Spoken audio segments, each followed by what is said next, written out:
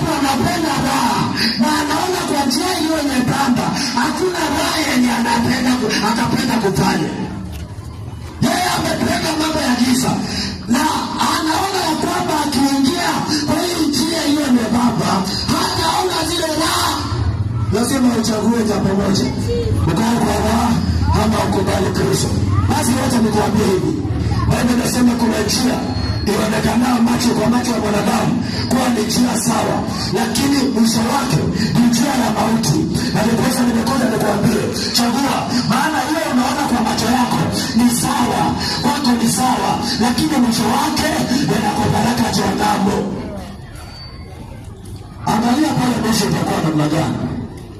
Sasa Yesu anatuita ya kwamba tukaamue, tukajua ya kwamba njia iliyo nyembamba ingawa hautatoshea ukiwa na raha za dunia, ingawa itabidi uache mambo ya dunia, uache dhambi.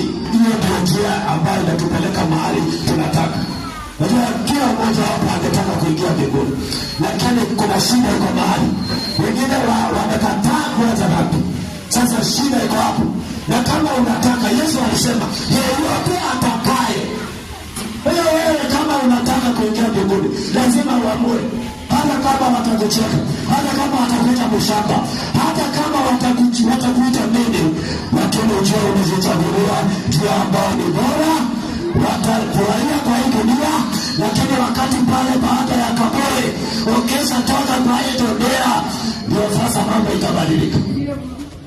Wewe ambao ulikuwa unaitwa nyuma ya mtaa, umepitia hapa, wote wanasema naenda na huyo. Wewe ambao walikuwa wanakuita mrembo wa mtaa, walikuwa wakipita wanasema hapana, unapita tu, lakini nyuma yako wanaume wanapigana. Umepita tu nyuma yako wanawake wanapigana kwa sababu yako. Nimekuja nikuambie, pale ng'ambo ya kaburi, baada ya kufa utakiona